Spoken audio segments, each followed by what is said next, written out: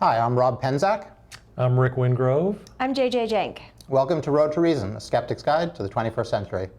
Now, last week on the way home from the show, I happened to catch part of an interview on Interfaith Radio with author Reza Aslan. Now, Reza is a Muslim who used to be a Christian who had the temerity to write a book about everybody's favorite zealot, Jesus of Nazareth, who was a Christian who used to be a Jew. So Fox News, which used to be a news station but now is not, I'm just kidding, Fox was never really a news station. But anyway, the Fox anchor commenced her own interview with Reza Aslan, who's a religious scholar with 4 different degrees, who's had 20 years of studying Christianity and is fluent in biblical Greek. She asked him, being a Muslim, why he would write about Jesus, how he could possibly do that. And by her logic, one might ask why an obstetrician would be delivering babies, because sure, she used to be a baby, but she's no longer one. Where does her skill set come from? You could ask a cancer surgeon, why are they removing tumors? I mean, just because they started out as a rapidly proliferating ball of cells, does that give them the skills to remove tumors? So, her logic was very funny. It's all over the internet. If you want to go and look up that clip, we'll link to that on our website and Facebook page. If you're looking for a deeper thought process in the Fox anchor, you're not going to find it, but it was a very funny clip. Now, in honor of the magical thinking that we saw on that clip, Rick, who do we have in the studio today? Today with us is JJ Jank, who is a member of the Independent Investigations Group, and I'll let JJ elaborate on that. JJ, what do you do? Thanks, Rick. Well, I come to shows like this and I talk about IIG. It's very exciting to be here. So to kind of go back a little bit, James Randi, who used to be known as the Amazing Randi, who is a well-known magician, then he ended up being a kind of a debunker of all these kinds of things, and the author of the book Flim Flam, which I brought with me. What's it? Show us the sign. I mean, is it autograph? It's a signed copy. Oh, that's right. I have a signed copy. Oh, there we go. So yeah. Actually, nice. I actually met James Randi, which was pretty exciting. So in the book, he talks about at the time he was offering $10,000 reward to anyone who could actually prove that they had magical powers, that they had telepathy, that they had some kind of paranormal power. And now that prize is up to $1 million. And he's created his own foundation called the James Randi Educational Foundation, commonly known as the JREF. And so people can go test there. But you don't just walk in and test. There are steps to get there, and you're the first step. That's right. Our group, which is an offshoot of CFI, which is the Center for Inquiry, based out of New York, and they have outposts in LA. They've got one here in DC, so I'm a member of IIG DC, used to be a member of IIG LA. And we will actually bring people in for a demonstration, and they are eligible to win $50,000 if they're able to show us that they have paranormal powers. Really? Okay. So any demonstration of paranormal powers, and we could walk away with $50,000 and get in line to win $1 million? Well, not just any demonstration. What about levitation, for instance? If you could actually prove that you could levitate, and we did that in a controlled environment, and we demonstrated this looks like that. a kind of controlled environment here. Let's see. Rick, can I have your psychic powers with me on this? Yeah. I think I have to join too. Well, as long as you don't bring negative vibrations. I don't want you ruining this for us, but we're going to try to levitate. We have to concentrate. We have to concentrate. And rise, Ooh, rise. Oh, we're going. And thank you. That would be $50,000. Skeptic. Oh, sadly, I don't seem to have a check for 50 grand on me. Sorry. So it seems like Nice. like our Bible said that skeptics are not very reliable. What it said in here, by the way, and if you don't pay up, I want to give James Randi the finger. What it said in here about skeptics was that a skeptic is somebody who doesn't believe in the truth or fights against the truth. Is that why you became a skeptic, or do you have a different view of this? I would say I have a slightly different view. Skeptics do doubt, and we do question. A lot of times what we're questioning is received wisdom. We question what people kind of tend to think of as common sense. We question things like correlation and causation. Just because there is correlation doesn't mean there's causation. And we question all these kinds of things. Truth is a tricky word anyway, because from what I've seen, truth changes at the border. How about facts? Yeah. More important. Well, I'm very excited because we are actually going to test somebody on August 18th. We have somebody coming in who claims that he can telepathically send songs to his receiver.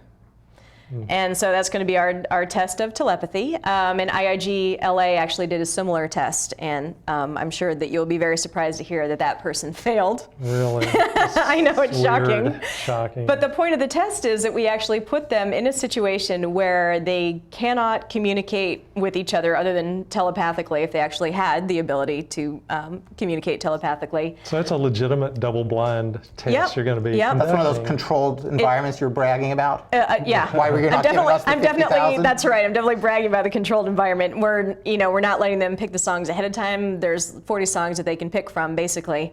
And our sender is going to kind of point to a card. We're going to flip the card over. It'll have the name of the song on it. We're going to give him the iPod because he needs the music. And he's going to telepathically send this music to his receiver, and his receiver is going to write down the song that he receives. Sounds legit. Sounds legit. And he's got, we're doing 10 songs. And if he gets 7 out of 10, that's way better than chance would possibly be. So if he gets 7 out of 10, then he can actually test for the 50,000. This is just a demonstration that he's going to be doing on the 18th. Yeah, I was amazed reading Flim Flam how many of these people did really, really well outside of the controlled environment and on their own self-reporting or when their friend was on the other end of the line. But then as soon as you put them in a controlled environment, none of it worked. Yeah, it's strange how that happens, because he actually said that he could do 10 out of 10. And we said, well, we'll give you a break. We'll do 7 out of 10 because that's much better than random chances. So that's good enough for us, 7 out of 10. Well, 7 out of 10. If you're flipping coins, 7 out of 10 isn't that unusual. But 7,000 out of 10,000, something's going on. Right. That you have to deal with. Right. You got to study that. But I think knowing, learning a little bit about statistics would help everybody not get flim-flammed so much because, like you said, you don't need 10 out of 10. If you can, I don't know what the odds of picking one song out, if it's 1 out of 100, and you can do that 7 out of 10 times, that's awfully good statistically speaking. Right. And we do have statistics, statisticians, I should say, at the IIG kind of calculate these things. So for the test that we had done in LA, we calculated, how many he would have to get. I think he was sending cards, like playing cards. So we calculated how many of those he'd have to get right. And we had another very interesting test in LA, which was a woman who claimed that she could kind of see into people's bodies. I don't know exactly what that power is called, but she said she had it.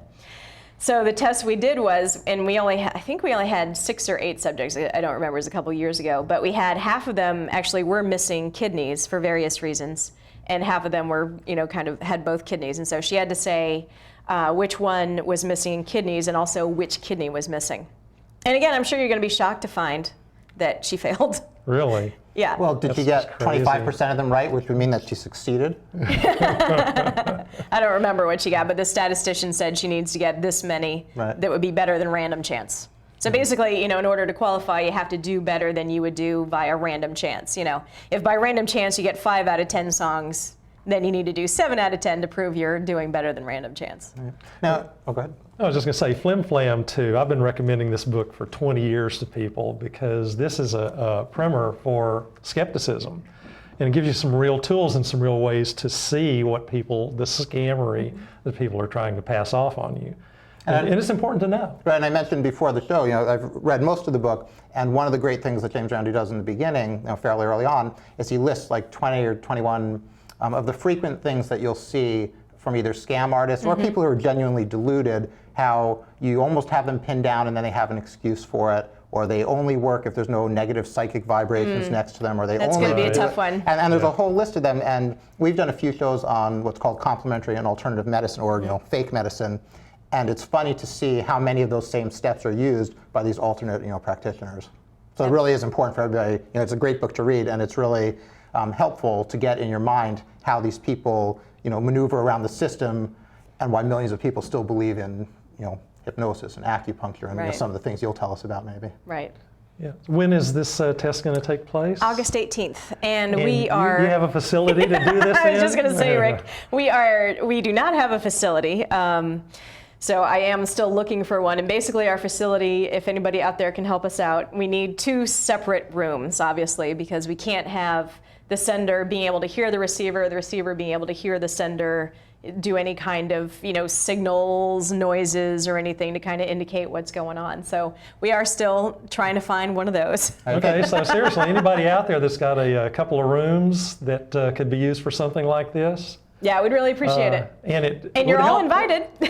And it would be helpful if it were near a metro stop Yeah, too, right? it does have to be by a metro stop because our sender and receiver are actually coming from out of state, so they're going to be taking public transportation. And if you guys send us something on the Facebook page, we'll make sure that information gets along to JJ. Great. Yeah, that would be really helpful. So what else? What are some of the, you want to tell us about any of the interesting folks you've met over the years? We have actually talked to some fairly interesting people, and one of them, he lives in Virginia, and actually he contacted IIG DC, and he's one of these cryptozoologists, and you all know that that means that he goes hunting for Bigfoot or Yeti, depending on what you want to call him. And he had told me this story that he had gone hunting with a couple of his friends, I think at a cabin he had in West Virginia, somewhere around there.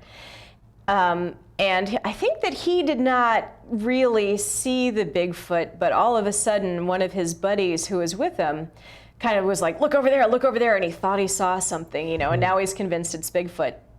And he had contacted us because he wanted to get help with setting up his cameras and everything. So he's got all these cameras and all these, motion sensitive kind of gadgets all around his property to try to find when Yeti comes, capturing the spoor or whatever. But what I found a little problematic was he'd gone with a couple of friends of his, and one of his friends had been in the special forces, and I can't remember whether it was Afghanistan or whether it was Vietnam, so I don't remember the exact details, but special forces. And as he's describing the way the man was behaving to me, I'm not a doctor, I'm not a psychologist, but the way he was describing the man acting was very similar to people who have PTSD, post-traumatic stress disorder. And it sounded like the man was actually having an episode. And later, after they had the thing, they, went to a Burger King, and the man said to him, "We can't talk about this again." And my cryptozoologist was kind of thinking because it was Bigfoot and everything, but I'm thinking, this is kind of really classic symptoms of somebody who has PTSD and just had an episode, and it's kind of unfortunate because my cryptozoologist didn't seem to recognize that that's what was going on. Like this man has an illness, and I don't know if the man knows, he might not. Certainly the cryptozoologist doesn't know, so here's a person who maybe is in need of treatment and not getting it. One of the 20-ish steps that Randy talks about or mentions, these where things fall through, is that if you have something clear like that where you have a good scientific explanation, it's quickly ignored or bypassed or disregarded. He gives some other examples of young girls reading fairy books that trick the writer of Sherlock Holmes. And so everybody could find that they have the fairy books and that they could do the cutouts, but they keep on quickly dismissing that these girls had the skill to do it or that would have known about it, when a much more vaguely objective view will say, these are a bunch of little kids that cut out their fairies and did this. Right. If I can say one other thing about Bigfoot too, and this is important. If Bigfoot exists, he was on the Ark. Think about that for a minute. Anyway, I'm sorry. That'd be Big Feet then. There was a Big Mr. and Mrs. Bigfoot. Yep. That's true. You never really hear about that. Yeah, about Mrs. Bigfoot. Or So do you have any sense from your time working with this, how many people are just outright frauds and trying to deceive people, and how many people, like maybe this guy, are true believers and really think they see the ghosts and detect the special signs? I think that a lot of the people, and I would say, sometimes we do get applicants to the IIG who are clearly mentally ill. I mean, clearly from their writings, they're not all together there. But we get a lot of people like this guy that we're testing. He seems, otherwise perfectly sane. And I think that he really does think, he thinks he can get 10 out of 10. He assured me that he had done the test with his brother, the receiver, and that they had gotten 10 out of 10. So I think he really thinks he does. I mean, I question some of the more kind of well-known mediums like Sylvia Brown, because you'd think that if you really thought you had that kind of power, you would apply for $50,000 or you would apply for $1 million. And I find it very strange that these people who claim they have all of these psychic powers are not applying. But I think that the people who apply to the IIG who are, pretty much mentally stable, I think they do believe. And Sylvia Brown also had a not too distant epic failure of her abilities. What was that? Yeah, and that's one where we say, this is where these kinds of things are where you really say, okay, well, it's funny that you go and you test these people, but, it can be really harmful for people who believe this stuff and then it turns out not to be true. So you were saying right. about Sylvia Brown. She told the parents of one of the girls who was kidnapped in Ohio that the girl was dead. And clearly the girl was not. And I think that must have been really awful for her family. I mean, that's clear harm. Clear harm that she's doing. And in the larger sense, this is the problem with the scammery, the flim-flam. Right. You get. There are reasons why to be skeptical, and that is because we just can't let anybody say anything and let it go unchallenged. Right. That's so 3,000 years ago. And we do better than that now. We have ways to figure out what's true about the universe now. And one of the things Randy goes into, it was somewhere in South America with alternative medicine, so somebody who's going to lay on hands and remove these tumors, and these guys were frauds. You had, I forgot if it was pig's blood or sheep's blood and chicken intestines, and they maneuver their hands, and a magician is great to find these sleights of hand tricks. But the whole government, in some cases, is really set up to protect these frauds and bring in the tourist dollars. And sometimes it gets hard when you have actual frauds trying to commit this, that even though you've exposed them, it doesn't always go away because you have so many vested interests that make money or get power by perpetuating this. And the religious privilege that enjoys way too much privilege. Right, and in some of these medical things, it was specific, like a holy person or religious person was a big part of their campaign to bring something in, that this holy person can cure you by doing this. Right. Yeah, and actually an interesting thing about James Randi, how I got this book autographed, is he actually had come to do a lecture for CFI here in DC. And CFI DC, to give them a little plug, they actually have a lot of lectures. They have a lot of famous people. A.C. Grayling, P.Z. Myers is coming up. James Croft is actually coming up, I think, on the 11th. And if you're a member of CFI, a lot of times they'll have like a fundraising lunch, and you can go and you can actually meet the person who's coming in and that kind of thing. So that's pretty cool. And he had come in and he was doing a lecture, and the lecture was interesting because he actually had the video of him doing that tumor removing procedure on Johnny Carson. And he actually was showing on Johnny Carson how it was done. And he had also had another debunking that he had done, and this was a while back, this was probably in the 50s or so. And there was a television medium who would go around, telling people things about themselves, and they couldn't believe it. And it turned out that his wife was in the green room talking to all of these people as they came in, and then people didn't know that he had a little, bug in his ear, and she was telling him, look, this guy over there, his daughter has cancer, that kind of thing. And so there was actually a video of that showing how that worked, because they actually got the audio on the woman saying to her husband, look at that person over there, their daughter has cancer. And you'd think once that came out, that would be the end of the industry, but we still have televangelists doing the exact same thing. And in Australia, I think that Popoff did, right? Also, if you remember that incident 15 years ago or so, where he was, same thing, they were pre-interviewing people, and he had a listening device in his ear, so apparently God's mysterious ways include electronics. But I think that did help shut down, was it in Australia, there was one where James Randi did say how it really disrupted the industry for, I don't know if it was 10 or 15 years. Here in America, the credulous, it seems to be live and well, unfortunately. Well, it's interesting, we talk about it and kind of, we as skeptics, kind of think that, maybe we're more intelligent, or maybe we're, and certainly if we're aware of biases, I think that it kind of helps. But, so I've been reading this book, Thinking Fast and Slow, and actually I haven't gotten very far into it. But the author is talking about how we have two systems in our brains, and system one is kind of our automatic one, the one that uses rules of thumb. That it's the fast one. It uses heuristics. That's kind of where our intuition comes from. When we say we have intuition, it's really system one. System two is slower. It's a little bit clunkier. That's where we kind of, that's the one that helps us do complicated math problems. That's the one that's really kind of our executive function. And I thought this was kind of funny when I was reading through it. It says, System 1 is gullible and biased to believe. System 2 is in charge of doubting and unbelieving, but System 2 is sometimes busy and often lazy.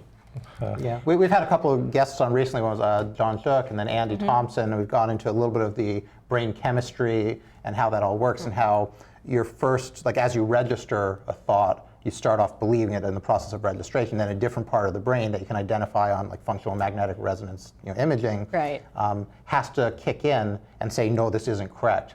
And so it is a more, that your initial easier response is to believe everything, But if we're going to make good progress as society and address real-world problems, we need to tap into what you're System talking about two, there. yeah. System 2. System 1 is the one that recognizes faces in the bushes and keeps us from pattern recognition. Yeah, keeps us from stumbling into tigers by accident. Exactly. And System 1 sends us to war with George Bush on a gut feeling when other people are saying, no, we have to take a rational approach and think about it first. And he was so proud of going with his gut all the time. Yeah, I mean that's truthiness. Truthiness, and that's kind of the problem too. I think sometimes with skepticism is, especially if you have kind of smart people thinking they're skeptical, but they're kind of missing that we still got these cognitive biases. We've still got agency bias. We've still got all of these biases. I mean, I remember I think it was the early to mid 90s, I actually had an episode of sleep paralysis. Unfortunately, I knew what it was. But, I woke up, there were shadows on the wall, and I couldn't move. And my immediate reaction was, oh my God, they're burglars, because I have agency bias, but I don't go supernatural. I go, there must be burglars, right? Because that's the people that would be in my room at midnight. And I couldn't move, and I'm all panicky and everything. And then I kind of, as I woke more up, I'm like, no, those are shadows because there's a tree outside the window. And I'm coming out of the sleep paralysis now, but I knew what it was. And I can kind of see how, for somebody who doesn't know these things, that it would be scary. And if you're kind of inclined to believe in the supernatural, maybe that's where you get your aliens coming to get you, with an episode of something that has a natural explanation. Sure. And plus fed by pop culture drawings of aliens too. Feeding into it, I'm sure. Yeah. And Michael Shermer makes one of those points too, in saying that people, and something I need to be more aware of, because I just tend to assume that, doctors and scientists are by nature skeptical, but it is really different than being well-read or whatever. You really have to learn about skepticism, how the brain works, and so you knew about that and you were able to sort of think through it. I mean, he talks about people really go with their first bias by those heuristics, and then if you're really well educated, you can justify it better or rationalize and defend it better. But I think all of us could do well to learn skepticism and step back and slow down and try to think through things. Well, the first thing you probably should do in any case is say, is that really true? No matter what anybody states to you unequivocally, say, is that really true? Is that really true, Rick? I see what you did there. I doubt that. Once a skeptic, always a skeptic. Yeah, right.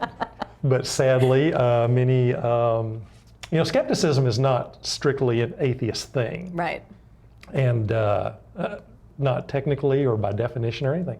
It's just good practice. You should be skeptical of outrageous claims because it'll keep people from stealing from you. Right. Over crazy things, Oh, listen, there's this Nigerian guy. Yeah, I know. You know what? And he's going to put money in my bank account. All I have to do is give him my bank account number. That wasn't just me. Well, maybe it's a different guy. Could be. Yeah. Yeah, exactly. And I may have one Publishers Clearinghouse. I'll know later. Oh, okay. If it's true. Okay. All right, now, before we go to break, you said that you had a South Park incident or episode that I want to hear about because we have a deep South Park devotees in our family. I remember saying something about South Park, but I can't quite. All right, after break, how about we've got a few minutes of public service. We'll try to dredge that up. First, we got a question of some kind. Oh, that's right. Before we go out. You got that, Paul?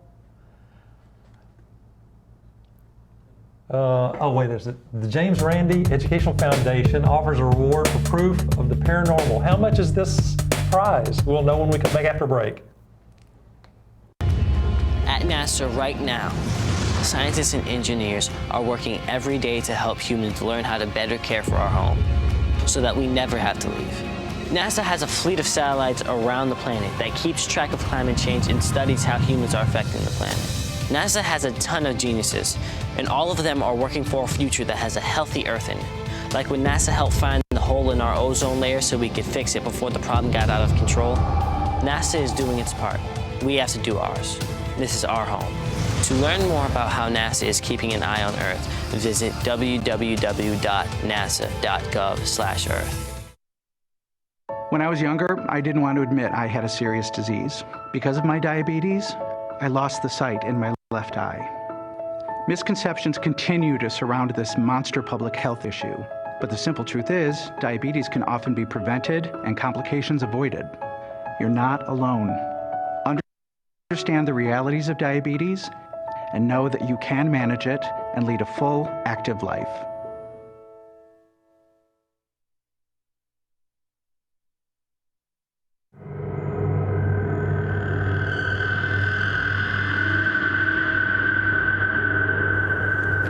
There's an alarming trend in the world today. Everywhere you go, people are saying that cinema is dead. But cinema is not dead. My name is Count Simon Gauntley, and on my television program, Count Gauntley's Horrors from the Public Domain, I make it my mission to resurrect forgotten film classics. I promise to dredge the sewers and ford the stagnant streams of film history to ensure that no film is truly lost to the ages. Count Gauntley and FPA, keeping cinema alive! Alive! Alive! Well, even though Joseph's been gone 18 months, we've made the decision to keep all his things as they were when he was here last. I finally just packed his toothbrush away like 6 months ago. It had been sitting on the counter in the bathroom. And I was cleaning the bathroom one day and I just thought, okay, it's time to put the toothbrush in the medicine cabinet.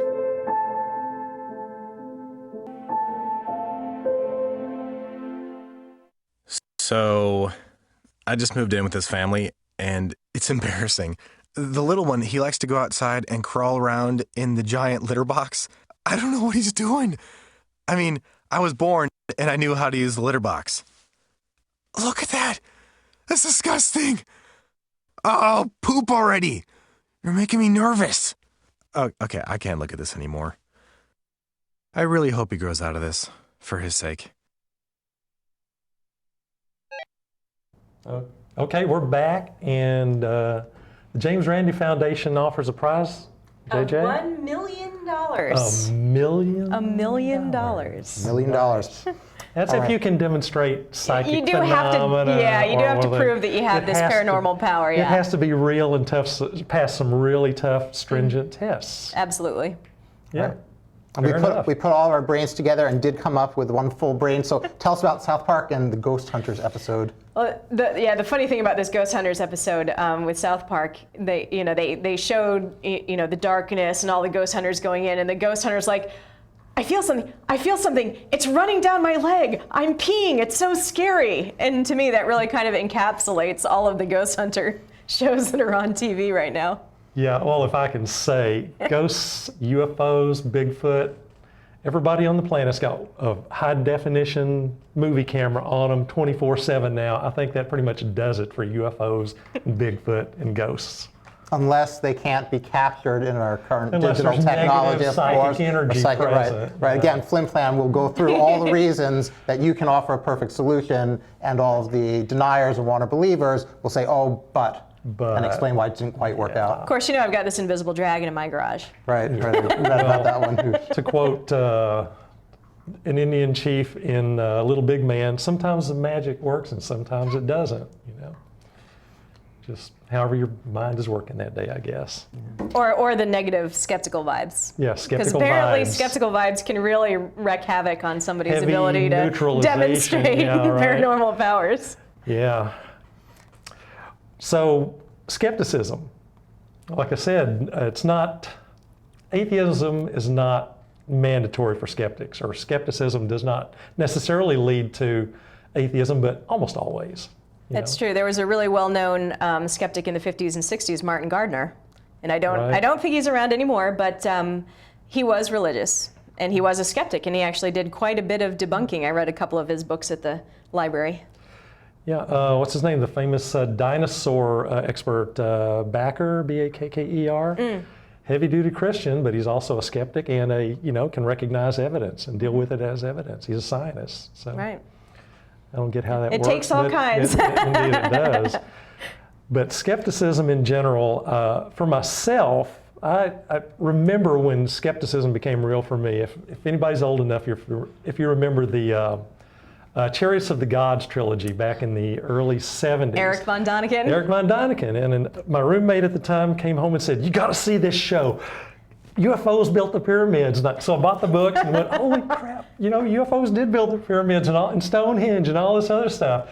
And I read all 3 books, just avid for these things. And then a book came out called Crash Go the Chariots, where a guy thoughtfully, with numbers, with math, with facts, dismantled the entire thing.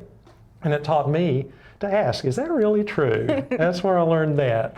So skepticism is valuable in sorting out things that are true from things people just make up to either mess with you or worse, to steal from you or worse. I think the money aspect is important to remember. And if you look how every newspaper has an astrology set, and there's so much money to be made by bamboozling people.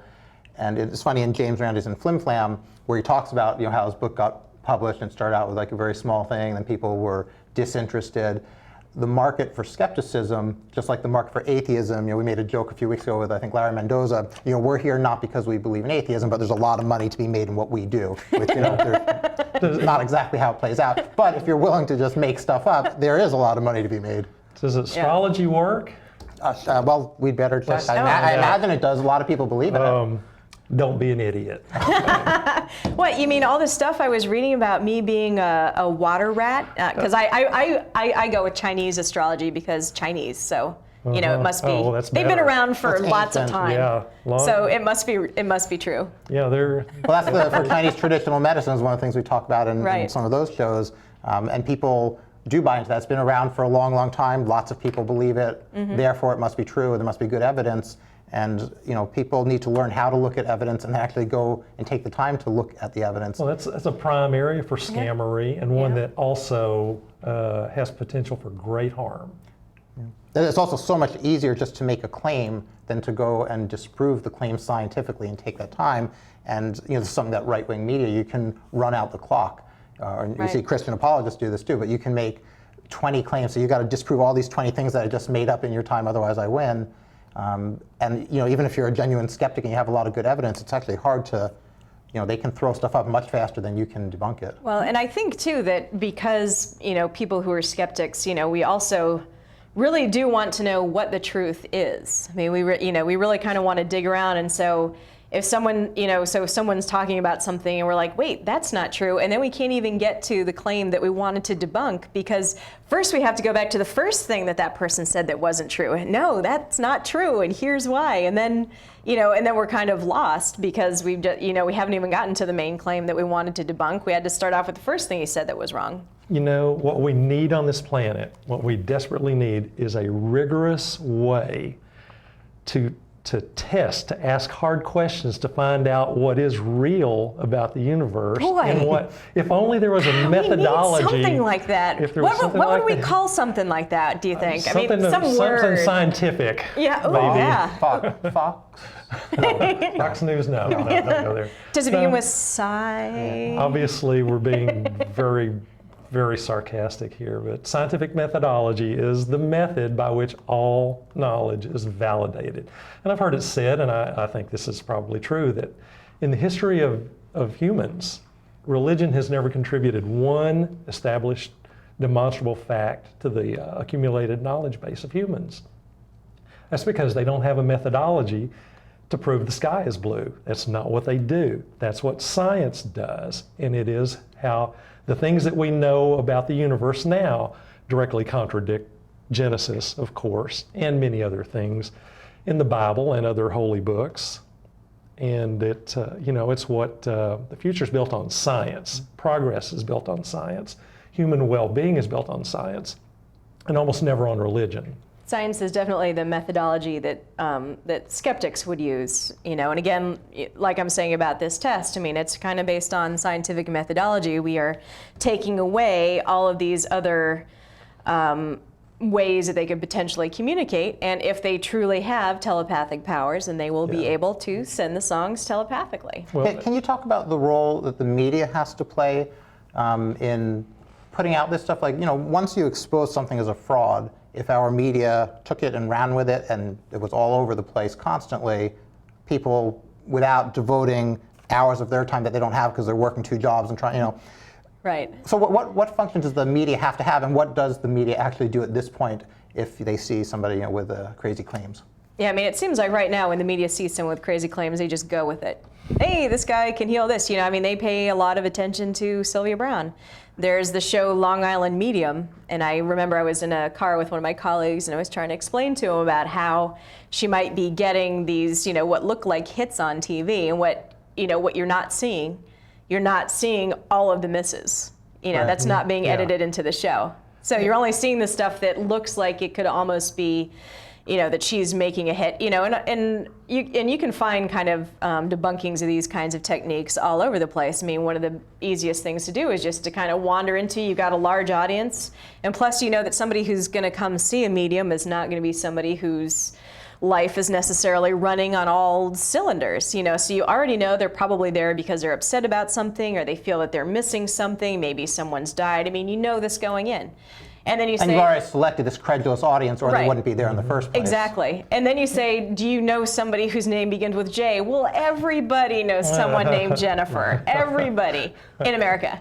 Everybody knows someone whose name is John. Do we have any idea how many police departments in this country are still using psychic investigators? The number's not zero. No. I've seen I've kind of seen both. I've seen claims that sometimes the mediums are really kind of pushing themselves on the police department, saying, I know, to be fair, the police have to look like they're doing something.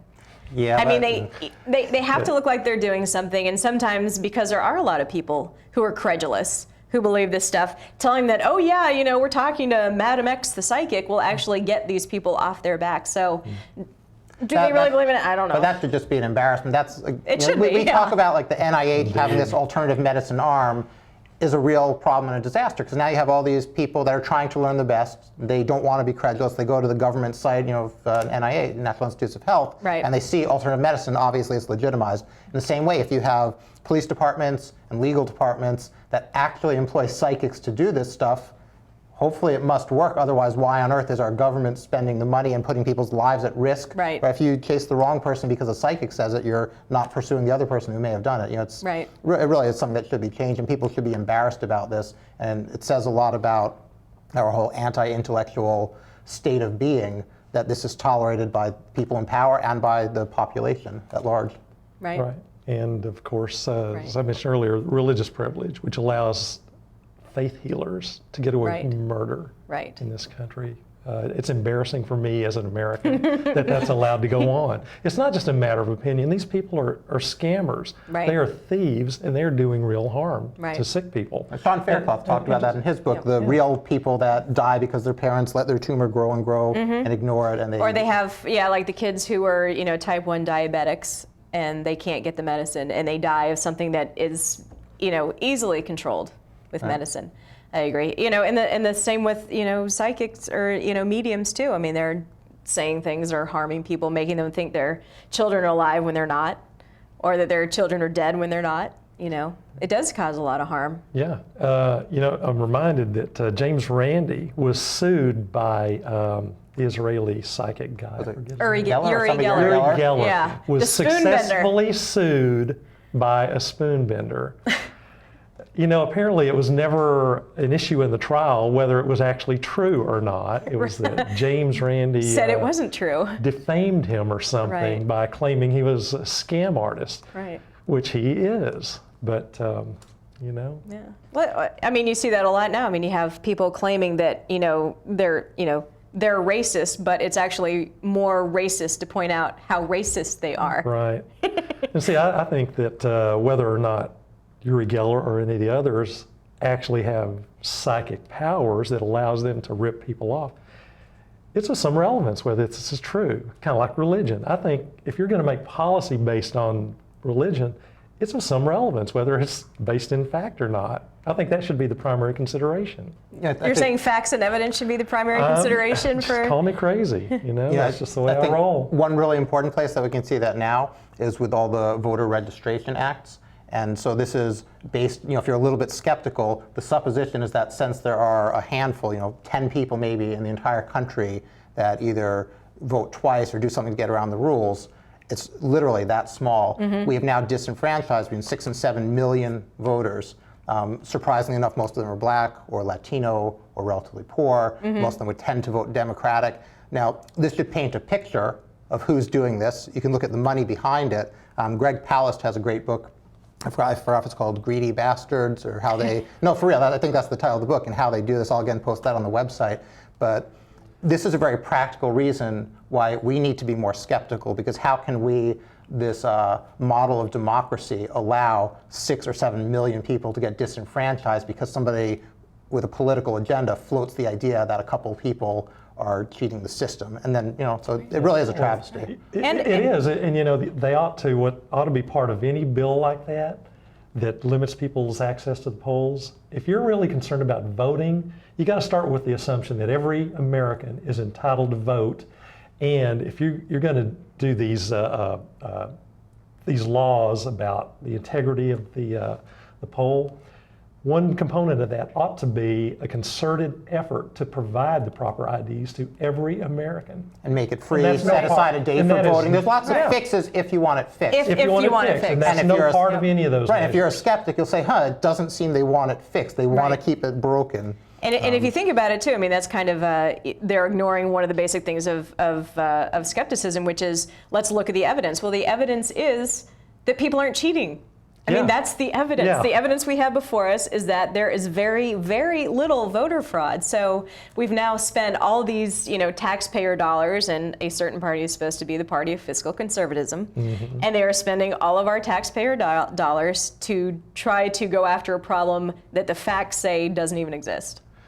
Now, what about the anti-vaxxers? Where do they fit into this whole skepticism thing? Oh, that's a good question.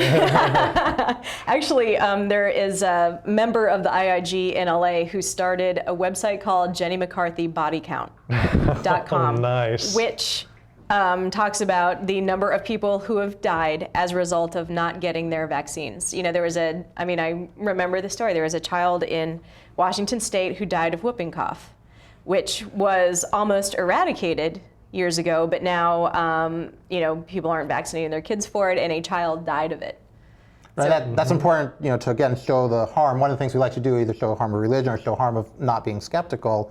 With that whole anti-vaccination movement, there's lots of people that can't get vaccinated for legitimate reasons with their own immune system. They're being killed by people that don't get vaccinated because they watch some superstar or a model or a comedian or whatever it is who doesn't have any information or knowledge and hasn't studied for a decade about how vaccines work. They're just a famous person, and people tend to assume if you're famous, you know what you're talking about, and it leads to real innocent people getting killed. Yeah, I mean, it's it's kind of one of those things where you kind of say, if you were dumb enough to listen to a model tell you about your health, you kind of deserve what you get. On the other hand, it's not those people. It's like the babies who aren't old enough to be vaccinated for whooping cough. They're dying of whooping cough. It's the people who are, like my dad was on some fairly strong chemo drugs. He couldn't go anywhere, because he couldn't take he couldn't even have somebody with a cold near him, but, he couldn't take the risk that, he'd contract one of these diseases because his immune system was completely suppressed by the drugs. Yeah, and I mean, the evidence for this is obvious. I mean, measles, whooping cough, mumps, all those things were way down, and then we get a resurgence of those diseases when the anti-vaxxers. And they, and they claimed it was because, there was thimerosal, which is a derivative of mercury. In the vaccines, and then they said, okay, so they took it out. It wasn't in the vaccines, and yet, the rate of autism, which was kind of the original thing, the rate of autism still went up. So that's clearly one of those truths that never disappears, like crop circles. Yeah. And once again, staying on the vaccine, that was a very money-driven thing with that whole MMR vaccine. It was a tiny group of patients, something like 5 or 10 patients. That guy, I think it was Dr. Wakefield, I'm not sure about the name, who is now, he's in Texas. I don't know where. But anyway, he he came. He's still, financially, he's doing fine. So there's a whole anti-vaccination movement, and lots of kids dying, lots of people getting sick, lots of confusion out there amongst lay people.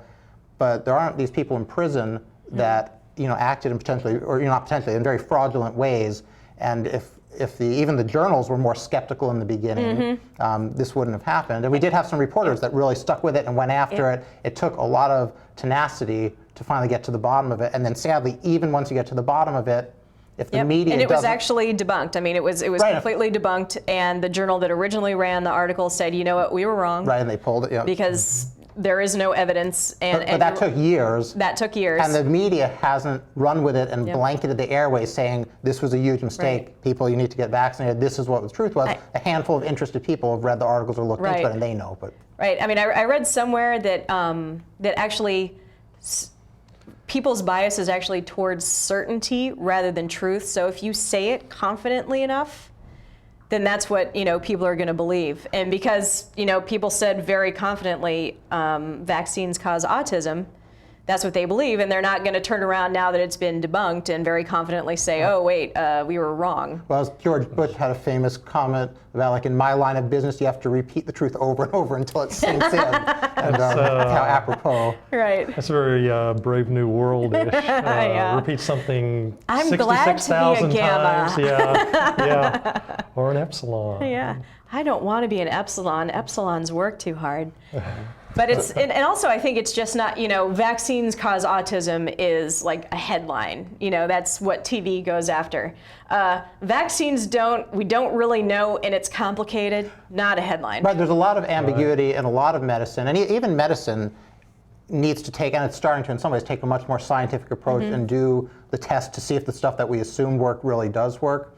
And sometimes it is a little bit unclear or muddy. But then when you get people who can make a ton of money by really mucking it up beyond the point of ever recognizing it, instead of working toward the truth and figuring it out, you're just left with a bunch of people raping the system, a bunch of people getting terrible advice and not knowing where to turn. Again, if you can't turn to National Institutes of Health, Right, who where are are you you gonna going to turn? turn to? And that's a problem across the board. Yeah, of course, anti-intellectualism's got new legs. It just seems to be growing new legs, It's doesn't it? unbelievable. The people that the Republicans have put in charge of science on the Science Committee in the House of They're all Representatives. climate change deniers. And young Earth creationists. And there's an area where science ought to prevail. And On the Science Committee, yeah. And it ought to just I would be- argue, yeah. It ought to Although be I think- embarrassing to be a young Earth creationist. And we have to admit that's on the Democratic side, hopefully not as badly, but as well. And Yep. Sam Harris had pointed out that one of Obama's early appointees for the ethical something or committee to advise on ethics couldn't decide, like, if some kid had their eye cut out but was part of a religious ceremony, well, then you couldn't necessarily say it's wrong. And so if that's who's leading our ethics, Oh, somebody I can clear that up. Right, but so, again, that was President Obama, who's very bright, who I tried to get him elected. I do as much as I can, so I certainly thought he was better than the alternative. But the Democrats are not clean in this situation, too. The Democrats have their own At least the alternative medicine scientific was started by issues. Democrat Yep. guys. Yeah. Yep, alternative medicine, the anti-vax was really kind of a Democratic thing. It was a left-wing thing. Right, and even now, like we mentioned climate change and the Keystone Pipeline, one thing that could have happened is when that first came up, Obama could have come out and said, climate change is real, here's what all the thousands of scientists say, this is all the money we need to stop this. Or it could be a lot of hedging and going both ways and seeing how it pans out. And hopefully the right thing happens, hopefully we don't. But we need real leadership in the scientific front. I think there were people that tried to get a scientific debate by the candidates before the election, and that didn't quite work out. They had a religious one instead, and what can you do? So many of the candidates don't, understand science. I think that's kind of that's a problem. We talk about skepticism. It's really about critical thinking. It's really about, I need to question this. Our system too, which is a little bit slower and more thoughtful, kind of comes into play when we're doing these kinds of thoughtful things, when we're really thinking critically, when we're being doubtful and being suspicious, and is that really true? Is that really true? And sometimes I think, sometimes especially political candidates, like, they don't have the time. They need heuristics. They need rules of thumb. They need something fast. They need something that's real black and white. Skepticism a lot of times is very kind of nuanced. I mean, I would say that the science on climate change is clear that it's anthropogenic and that it's happening. But what is not clear is how fast is it happening. So that means how much do we need to spend today on this climate change? That's very unclear. That's very nuanced. Well, that is not clear at all. I guess my point would be that we need to have the informed scientists that have spent decades doing this research should be the ones leading the way, and we Right. should be taking experts very seriously. Right. And you Yeah, gotta- I don't you gotta- disagree with And it's very that. nuanced, and there's a whole bunch of different things that go into it, but not doing anything, or not just engaging them to lead the way, is the real mistake. And that's in all sorts of things. We need to rely on the experts. And I was listening to a book and the facts. Right. For instance, we're pumping 75 million tons of CO2 into the atmosphere every day. That's got to have an effect eventually. Oh, absolutely. It's one of those little troublesome But you know, we're facts. talking about experts. I mean, you know, you're talking to skeptics here, and skeptics don't like arguments from authority. Well, but there's a difference with argument from authority like that and somebody who actually does study that specific field and knows about that, as opposed to somebody who's an authority because they're a celebrity.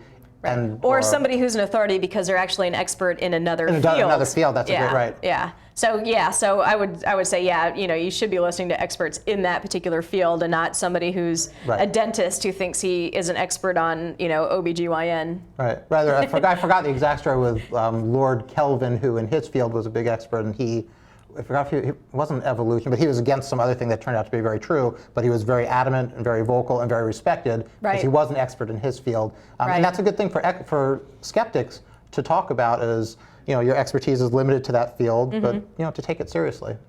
Yeah.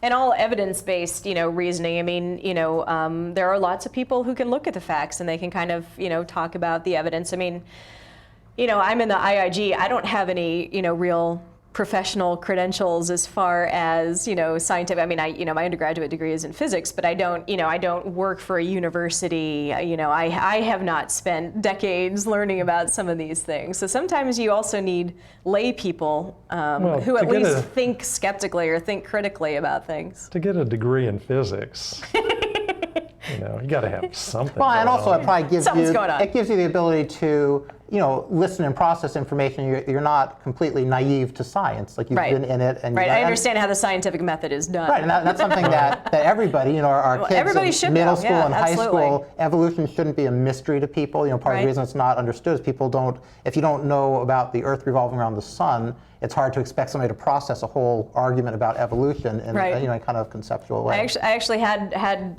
somebody ask me, and I considered her to be, you know, a fairly intelligent person, but she said, well, if we evolved from monkeys, and how come monkeys are still around? And I was like, oh, I got to go through that. Well, in Genesis, it said we came from dirt, so how come there's still dirt? That's a good point. No, and intelligence and scientific literacy are completely different things. Right. And we have lots of, you know, most people have lots of friends who are religious or whatever, and it's not that they're any less smart or less ethical. It's really, you know, this is a failing of our educational system. We should be, and political system, we should want our kids to be educated in the scientific method and skeptical thinking. This will help all of us and all of them. Yeah. That's right. I mean, I look at, you know, supposedly the U.S. is kind of falling behind, you know, our global peers in terms of what our kids can do, like, you know, in science and math. And I'm like, well, you know, maybe the fact that we're not teaching science in the science classes, that might have something to do with it. And defunding education. And what this country really education. Needs is a lot more uneducated people in it right now. Again, sarcasm. Sorry. Well, I mean, I will say, I mean, the U.S. does spend more per pupil than any other country on Earth, or at least it did a couple of years ago. Then how come we've got more young Earth creationists than any other well, you can also say it's not just a money problem. Right. It's, it's allowing or the religion money, to meddle or the money in the is process. not going. The money may not be going into the right areas. The money may not be going into these skeptical, you know, critical thinking areas. Well, no, or the money may be going. You know, I think a lot of it sometimes is the fault of too much money is going to the administration of the school. And not enough, you know, it's per pupil spending, but is the money really going to the pupils? Actually, I question that. And I doubt that very much in some places. In places like Dover, Pennsylvania, a lot of money, hundreds of thousands or millions of dollars, went to lawyers when the young Earth creationists tried to make creationism science and science into religion in that town. So. In terms of going to the right places, with Mitch Daniels, the former governor of Indiana, I don't know if he's president of Purdue now or he's some head of it. And our producer, Paul, turned me on to Howard Zinn, who's a historian. And that also speaks poorly to our education. You know, as good as I thought my education was, I hadn't heard about him until Paul told me about him. Well, he's a little subversive, so that might be why. Yes, he's a little subversive. That's exactly why, right? If somebody's on the left or has a socialist or, which are a lot of humanist values in there. But anyway, so Mitch Daniels tried to get his work thrown out. Like he doesn't want it to be part of the educational system. And, there's a little fudging on exactly if he doesn't want the kids exposed too early, or but he considers it subversive and a pack of lies. Historians do not consider that a pack of lies. They consider that he has some uncomfortable truths about American history that we should be more aware of. And so And some people might not want to. Well, yeah, I mean, it is kind of amazing to me. When I was growing up, they didn't really talk about slavery. And I do not recall at Mount Vernon that they really spent a lot of time on the slave quarters. And if you go there now, they actually do. They have whole things about the slave quarters, and certainly the controversy over Thomas Jefferson kind of helped with that. So, so I kind of see, there is some progress being made. I mean, over time, we're like, yeah, we really do need to talk about the experience of a whole, group of people who had this experience. Well, there's some progress, but then there's other people fighting that progress and trying to roll back stuff and get minorities away from the voting polls and get subversive material out of the school systems. So some of us... Texas wants to take out Thomas Jefferson. I'm like, I don't... What are you going to do? Just leave a blank in the history book when he was president? I don't understand how that's going to work. And where's the media's role? With Thomas Jefferson. Shouldn't the media be making sure everybody knows this? And shouldn't Texas, in that sense, be the laughing stock as opposed to... let's present the weighted balance. Well, Jefferson, maybe we don't need him, maybe we do. Each side has its own values. It's that false equivalence, when people really make a false equivalence between, there's a woman who says she has telepathic powers, and then there are these scientists who are doing things on climate change, and boy, they're exactly the same thing. You decide. And that's journalism. Oh, sorry. I'm sorry. We've just got a couple of minutes left. During the break, we learned that we may be able to conduct, or you may be able to conduct your examination, or your demonstration, test, of the alleged psychic in this facility here, which very we're exciting. very near a metro stop. Very near a metro stop. Important. I actually didn't realize that Dunloring was so close. Yeah, so I'm it's very close. excited about that. Yeah. So we may actually have a spot to do our demonstration. When I was in CFI in LA, they actually had their own building, so it made these kinds of demonstrations a lot easier to do. Yeah. Now, also on Facebook. I think this kind of touches on something. If you go to our Facebook page, first of all, like us, but second of all, you can find out how to get a Ray Comfort fruit basket. I'm not even quite sure how you do that, but you do. So that's important. Yeah, it is. So there's that. And anything else about skepticism here in about 10 seconds? I don't know. You got a 20-second story for us? Read this book. Get this book and read it. Flim flam. It'll help you. And if you have a chance, come to the lectures that CFI gives. They have some very interesting lecturers. P.Z. Myers is coming. Yep. And here was the other one I talked about: Billionaires and Ballot Bandits by Greg Palast. That was the other one. I couldn't remember the name. We got 5 seconds. Greg, thank you for joining us. Everybody, read your Bible.